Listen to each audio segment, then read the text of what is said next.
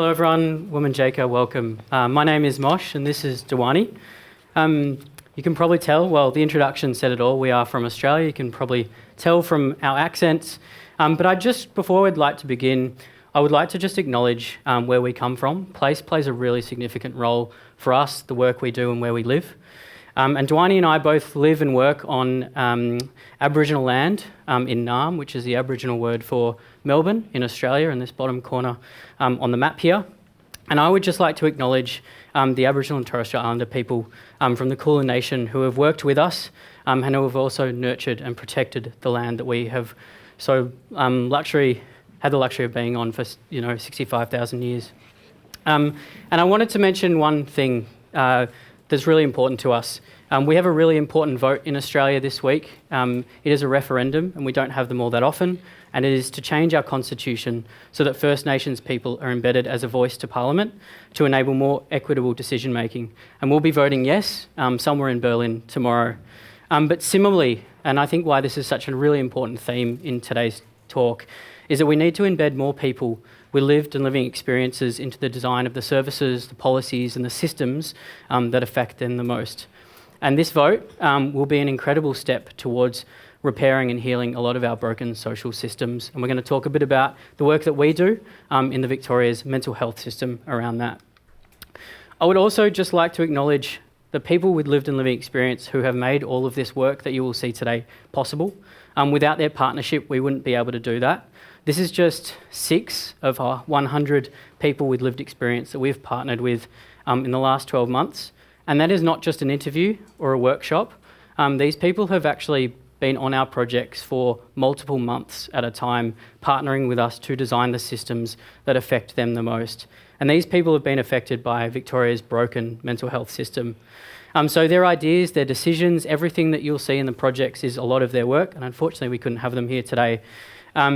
But it's really influenced as well our design practice, the way that we've worked with these people, and it's evolved for the better. So you're going to see how that has come about today. And just to give you a bit of an introduction, at the top there we've got Levi. He is in and out of acute and long-term mental health care. And I just loved Levi. He always brought this amazing sense of humour to every session. He'd call everyone in our team once a week and we'd just have a chat. We would buy birthday presents for each other. So the people that we're working with day to day are genuinely partners in the work that we do. And Robbie, he's a proud Palawa man, Aboriginal man, and he's had a really poor experience with the mental health emergency response in Australia and often been affected by police in those responses. And he's a driving force when it comes to self-determination for First Nations people as well as the LGBTIQIA+ community.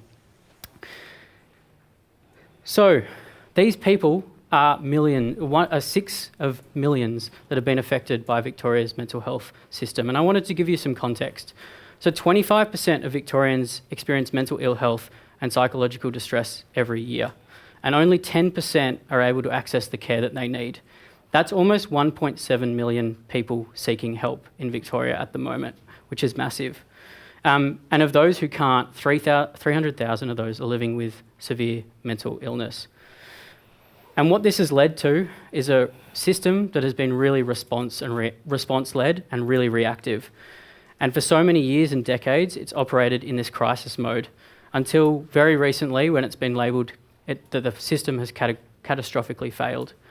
And so what that's led to is a Royal Commission, which has been a 3-year inquiry, which has heard the voices of many people with lived experience about the harms that the Victorian mental health system has caused to them. It was 5 volumes, 12 kilos of documentation and 65 recommendations of reform for Victoria's mental health system. The really interesting part about this was that 60% of those recommendations called for co-design with lived and living experience. And what we mean by that is co-design is about embedding lived experience into the design and leadership of the services themselves, which is a really significant shift for this system. So to give you some context, we were engaged over 15 recommendations in the last 3 years, and it's including 31 projects. We're still working on it. And we're still working on it today. And it ranges from service design, working on the built environment for youth housing, for people experiencing mental health crisis and homelessness. It's working on measurement and outcomes frameworks. So the list is really wide and the reform is really broad. And the types of problems we need to be involved in were really incredibly varied, complex, and can you imagine intersecting? Oh, thanks, Mosh. So we looked at this, 60% of 65 recommendations are insanely complex. And we realised very early on that our design practice as it was not going to be sufficient in really giving the proper justice to the problems that needed to be solved. So we questioned how we did everything. Are we starting projects in the right way? What are design outcomes? What are the purposes that they serve and to what end? What is a service blueprint even really trying to communicate and for who? And who really makes the decisions? Is it us? Is it the client? And how do we shift that power to the people that we're designing with? And what does good look like? And what does value really mean? And how is it determined? And it's not about shit-hot deliverables. It's not about doing it on time and on budget. How do we invest more into trust and care? And I keep saying we. I should probably formally introduce ourselves just to build on that introduction before. So Mosh and I, my pronouns are she, her, and Mosh's pronouns are he, him. And we both work at Today. And Today is a purpose-first design studio in Melbourne, Australia. There are about 50 of us, and we've been around for about 11 years. And we're a B Corp organisation, and we're Climate Active certified. And we work with clients across government, not-for-profit, NGO, and we've got 3 kind of areas of concern, which are care, climate, and community. So we've got a bunch of clients across those. And we work to solve really stubborn systemic problems that need new approaches because the old approaches don't work. And we like to experiment, underpinned by trust in the power of bringing people with diverse experiences together to creatively solve problems. And I guess this slide just tells you that we do all the things, from problem defining and strategy through to digital and service implementation. And this was our toolbox as a strategic design team. So one of 5 crafts at Today. We've got content strategy, delivery, technology, experience design, and us. And how we did design was stuff that looks really familiar to all of you, I'm sure. Service design, HCD, co-design. We put people at the centre. We ensure that we're actionable, tangible. We create sustainable outcomes. We do strategy by doing and making. But we looked at this and we're like, what shift do we really need to make in order to honour the work from the Royal Commission? And that shift is that, we're not just designers. We're designers of experiences for change. So we apply a mindset of how can we design the best possible experiences for others to create change. And it sounds really subtle, but it's actually a big shift for designers because it pushes us out of the driver's seat and it's more about how we design the car. And, it's a true handing over of the reins of design to those who know the problem better than we ever could, those with lived experience. And it relies on us being able to take all this jargony stuff on the left-hand side and make it accessible to the people who have never traditionally designed before. And it relies on us being able to build trust, community, shared understanding, and purpose amongst a group of strangers very, very quickly. So we're still working in agency timelines here. We're talking like 8 weeks, 12 weeks max, sometimes even like 4 to 6. And it relies on us being able to clear the way of all the noise, all the kind of stakeholder needs, the kind of legislative stuff that gets in the way of us really imagining what a possible future could look like. We help keep an eye on the ultimate end game so others can enact creative, participatory change-making. So if you're interested in doing this kind of work in these complex spaces, and this is a mindset shift required from you to create an experience where lived experience are leading systems transformation, the topic of our talk today. And this is why we as designers have a seat at the table. We have a set of skills that is actually more valuable and more impactful in the hands of others. And in scaling those who design, your change impact is multiplied by each person that you do this with. So it's a really wonderful thing to be able to do. But it has made hiring extremely difficult for me because you have to be a very particular type of very, very flexible, humble, thoughtful, caring, zero ego, ridiculously creative, and collaborative people person with sky-high IQ and EQ. I've had lead roles in market for, it's been almost a year, I think. Let us know if you want to come join us at the end. Yeah, if that sounds like you and this sounds appealing to you, then that's great, because this talk is all about Mosh and I sharing our learnings. And maybe you're already doing this, and if so, we'd love to chat to you after the talk and better our practice. But yeah, we'll share what's worked for us through artefact stories and case studies across these 3 sections. So setting up brave spaces, which is about setting the conditions for trust building, redistributing power and fostering creativity. Making to make change, so the co-design doing and what that looks like in practice through a project that Mosh worked on, one of the reforms. And radiating impact together, so where we talk to the impacts that design can have beyond the project. And just to be clear, this isn't about empowering people or giving them a platform for their voices to be heard. It's about really getting inside a system and transforming it from the inside, which is why it's not just about lived experience. It's about working shoulder to shoulder with frontline staff, policymakers, service providers, academics, your clients. But in our eyes, it's led by the needs, goals, and requirements of those with lived experience. So, setting up brave spaces. You've probably heard of the term safe space, but Morgan Cataldo introduced me to the term brave space, because we can't possibly know and should not pretend to know what it takes for anyone with a unique set of experiences to feel safe. But we can try and create space where they feel brave enough to access their past and present challenges in order to imagine and create something better, and bravely share that with us and the rest of the world. So how do you create an experience of bravery, and how do you set up brave spaces? And it's all about that first quadrant of the cycle of co-production. So we'll mainly be covering the top half today because we can't do the whole thing justice in 30 minutes. We're already behind time. What it demonstrates is that the co-planning phase is just as equal in effort and importance as the other phases. And it's fair to say that we've learned that the hard way, that it deserves equal investment, even if clients feel like they're paying you for the rest. So, in terms of engaging diversity, the Royal Commission repeatedly mentions key groups that must be involved, which happen to align with those that we design with it today all the time. So they're people from marginalised communities, they're younger people, older people, LGBTQIA+, women, migrants, Aboriginal Torres Strait Island folks, multicultural backgrounds, people with disabilities. So it's already really complex. And then you have to layer in their lived experience of specific mental illness of all levels of acuity. Then you've got your other social determinants of health, like homelessness, housing instability, socioeconomic status, regional and rural locality, which determines your access to services, substance use, social isolation, the list goes on. These are all specs that we have worked with. And then you consider the budget that you have to pay them, which is never big enough to accommodate all the people that you need to engage for the time that you need them.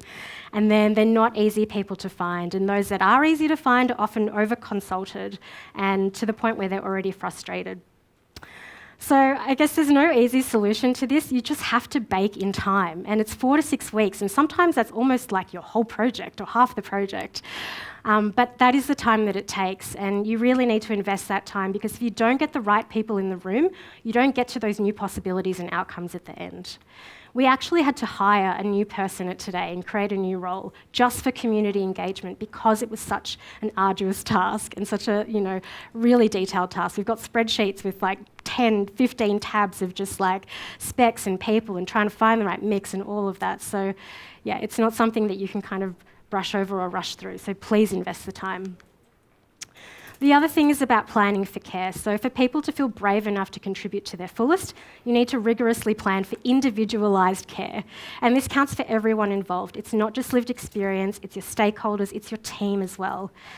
And this isn't always on activities, so it's not just something you do at the start, or it's not something you do at the end where you debrief or you check back in.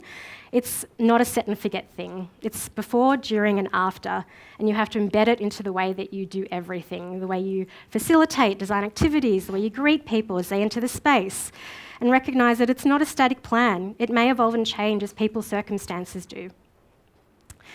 So all our practitioners are trauma-informed trained now, but we're not qualified social workers. So we ensure that we have peer support in every session. We've got a key point of contact that people can call at any time, who's that person that we hired. We remove as many barriers as we can to engagement. So we create multiple ways to engage. We bring in translators. We bring in babysitters. It's one of those things that is so ultra-detailed that we've created a bit of a guide for everyone. So on the right-hand side, you'll see that. There's a lot more steps to this, but what it does is it takes the cognitive load of the basics away. So you can provide better tailored care to each individual, and it helps us scale this practice across the business. So it's not just us as strategic designers that do this work. So to ensure that everyone's doing best practice, we have these guides, and we're happy to share them with you if you want to get in touch with us later. But Mary, one of our lived experience partners, just kind of calls out that there's very clinical support, a little clinical support in Australia, and if a carer needs to attend to the needs of their family, they've got to prioritise that. So we had people dropping out of workshops and dropping out of engagements, or not being able to do like the asynchronous homework, or not being able to attend, meeting like last minute all the time, and that is so fine. Like consultants normally find that really hard to deal with. They want everyone in the room, but today was flexible and called people after a session they'd missed to catch up. If people needed more support and time, that was done out of sessions. So we gave people lots of ways to engage, but you can imagine the time and energy and effort that takes. And last thing I'll talk to before I hand over to Mosh is that you need to make space for communities to affect change from the start. So it's not an extractive process. We're not interviewing people and designing stuff based on their answers.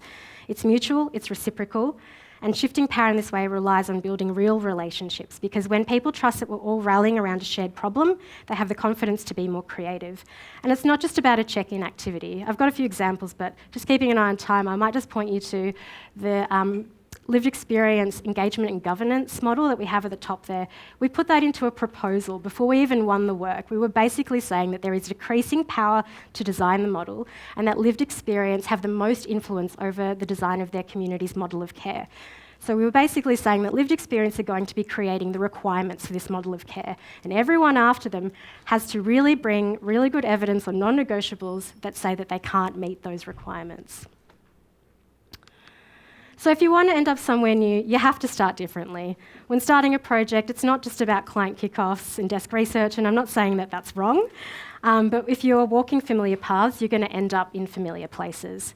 So this means giving equal time, space and effort to engaging the right people, planning for always-on care, and prioritising partnership and generating trust. And with the right investment, you'll be able to create brave spaces where you can shift power for others to make change. Awesome. So we're going to talk about now, you've set the conditions, but what is it like to actually create experiences for people to actually make change? And I'm going to take you through a little bit of a case study that we've done recently as part of this Royal Commission, and talk about how do we actually hand those keys over and design experiences for change. So this example is social prescribing. It's one that came up on the Royal Commission. It was about reducing loneliness and social isolation through social prescribing. So some of you might be aware of it. It's quite prevalent in the UK. To give you some context, it's about connecting and prescribing people to non-clinical group-based activities. So it could be walking groups or bird watching or kayaking or art, model railways, life skills classes. They're just a few of what the co-designers wanted to see as part of this service. And our goal as part of this Royal Commission was to co-design a new model of care for Victorians living with mental illness and substance addiction, to find belonging and meaningful connection with others. And so, as Dewani said, we had to think about this completely differently. So we actually sat down with our client right at the start and talked about the power and the privilege that we held, both as the government and as us as agency and consultants, and thought about the decision-making processes that we are creating through this work, and how do we actually start to elevate the lived experience through that. So the only way we knew how to do that was actually start to bring lived experiences onto our project team. So what we started with was a core team that had a couple of us designers, our department team, and then we had 2 carers and 2 consumers join our team. Now they worked with us 8 to 12 hours a week, embedded on this project for about 2.5, 3 months. And that was Mary, Jess, Sue and Dixon. So they would attend all our planning rituals. They would come do research together with us. We even set them up with learning objectives. So Jess, she really wanted to learn how to facilitate. So we did some coaching, and then every workshop that we did, she just built her and scaled out as much. And by the end, she was leading some of the facilitation. They were embedded in our synthesis, and they helped define the outcomes, which you'll see in a sec. And I think the thing that really stood out to why we needed to do this was the first meeting that we had with the team, and Sue asked, why are you in the room? Like, why are you part of this mental health system? You're a design company. And it made us just sit back and go, that's really interesting. And we had to talk about our values and why we were there. And it dawned on us that we are, as designers, another system that people have to interact with. We have our own languages. And we are another set of people for people who have been harmed by a system to not trust. So we had to really build those relationships and really understand from their perspective what they needed to provide that support. And so we then brought this incredibly diverse group of 16 consumers, carers, and family members, and another 16 consumers for 2 months to co-design with us outside of that core team. And this all happened during COVID. So it all happened online. And what we had to be really mindful of is every single person had a really different, diverse experience. So they're bringing this trauma, but we also need to think about the future. And so often for so many of these people, for so many decades, it's been talk, talk, talk, and no change. So we needed to really shift that to make. And what we found is making has played such a significant role in how we are designing, and you're probably all using these types of techniques in your day-to-day and your work already. But what we really found is that making created a real sense of belonging for people. It enabled us to actually preserve the voice of those lived experience and the decisions that they were making. It really shifted the power from them being a participant to them being a creative and a change maker. And we were able to start to acknowledge that these spaces and the way of making helps people to grow and heal through this process. And we heard numbers of times from people that really helped with them. And so up here, this is just a quick example of one 5-minute activity that we did where we got them to think about their hope for the social prescribing future. And I love the reconnection shop where, someone talked about, it's all my broken bits and pieces of my body, and this service should be about putting that back together. And what was so interesting is these metaphors and representations really started to be part of the service that we were putting together. And as we went along, we started to build out, again, things that you've probably seen, storyboards and letters that helped us and helped the group have different ways of sharing their creative expression. So some people really wanted to write, others wanted to play. We had Dixon who would send us a video every week, and it would be him pretending to be the frontline staff member and acting that role, playing out that role for himself, and he would just send them through. And every time we were sending briefs, people were just kind of doing their things in the background as well as being part of the workshop. So we were designing with them in session and outside. And I think one of the things that I love the most is Jess came up with this idea, one of our co-designers. She wanted to write letters to the future of the workforce. And we had to define that workforce. So we got them to talk about the roles, the responsibilities, the qualities, the experiences that they wanted that person to have. And we really needed to think about how do we do this? Because, these systems are made up of people. It's not services, it's not requirements, it's people. And so we got these amazing letters that got written by everyone through this process. And what we actually started to do is we began to actually compile all of these letters, and we didn't create a report. And we sat down with the team and we said, do you want a report or a model of care, or do you want a service map or a journey? And they're like, no, we just want to be able to compile what we want and need. And so what they did is the team, the group of us, we collaged all of the different parts of everyone's letters and everything that we'd created into this role description. And essentially these words are now part of the job description, a part of implementation. And they are also, the letters are all part of the onboarding process for every link worker who is joining the team, who are peer workers themselves. So it becomes this amazing bridge between the design and the implementation. And then one of the other things we started to do is we thought it was really important to start to bring in what we know as service designers, maps, journey maps, blueprints, and we put them all in front of the lived experience, and we said, what do you want this to kind of look like? And they were pretty much like, none of these things. We don't want this to look like this if we're thinking about the service. And we just want to be able to communicate what the experience feels like. And Sue came up with this whole thing that we'd heard throughout all of the making, that it all needed to connect back to this idea of a river. And this metaphor that had come through with all the making was this idea of the idea of flowing, coming to the water to play, water being a place of calmness, serenity, being able to play on the water's edge. And this river became the metaphor for the service. And it is being adapted and used in the implementation of that service. But it was a beautiful capture and essence of the work, and it really transformed the way that we were actually starting to communicate what this service and experience was. And we heard from Mary, as she eloquently says there, they just loved being part of the process of deciding what these outputs were and what the work really represented. Finally, I just kind of want to mention that what we've learnt the most through this process is making really helps people to process the past, and especially with those that have, had significant trauma. But it also enables them to have that hope in a really tangible way for the future and build confidence.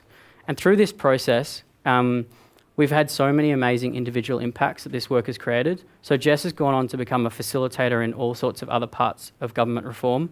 Sue, who was as part of this, her first project, is now the chair of the steering committee and overlooking evaluation and implementation of this project. Dixon and 3 others actually went on to apply and become link workers as part of the work that they did. And others have taken on leadership roles in the Royal Commission. So we can't underestimate the relationships that you build through this process, and the individual impact that we can actually have in building people's capability, building their confidence, their self-esteem to actually go on and be able to actually transform systems from the inside out. And I think the last thing I'll kind of say, and Leanne probably says this the best, but when people are able to make, they can actually see their tangible future.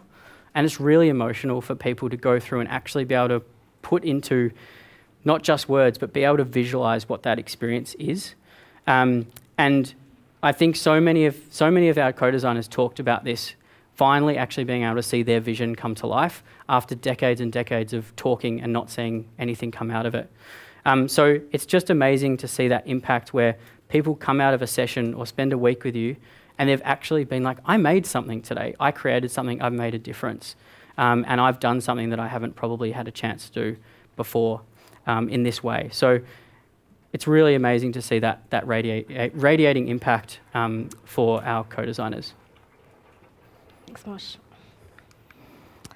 Which brings us to our last section. So, all of this invites a lot of complexity and a lot of unknown unknowns. You've got more people with different agendas and different things going on in their lives and different goals. You've got overlapping systems, so yes, mental health, but within the health system, overlapping with government, overlapping with education. You've got old power structures and people challenging you, saying like, this is the way we've always done it. Why do it differently? Why should I give you money to do that? You've got immovable constraints, like little things like time and budget. And then you've got competing priorities. So, you just kind of need to accept that in doing this work, you have to navigate all of this complexity, and that is the skill of the designer. But I think it's also a thing of the designer to turn every challenge into an opportunity. So it's really about, we've got opportunities to make waves of impact together. We've now worked in the mental health system so much, we've become system actors. So we've seen the kind of parallel systems that we've changed. So even around paying people, government would take ages, and we're like, that's not safe, that's not caring for people. So we got them to change that system. But we also recognise the impact of scaling those who have adopted the design toolkit. So to Mosh's point, we've got people that we've worked with who are now in government or in the system, changing it day to day from the inside. We're changing the way people are hired. It's not a Seek ad online. We've got a box full of letters. Like, how beautiful is that? So just imagine the impact you could radiate with others and the ways that you could make in partnership with lived experience just by shifting your role and your mindset as a designer towards creating experience to make change for others. So that's a summary of everything we've learned.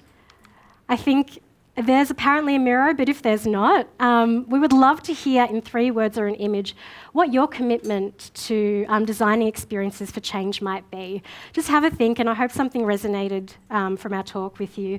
And we'd love to turn that into something that we can share as a collective commitment. So please email us your thoughts. We would love to put something together if you're interested in making change with others. Thank you so much. Thank you.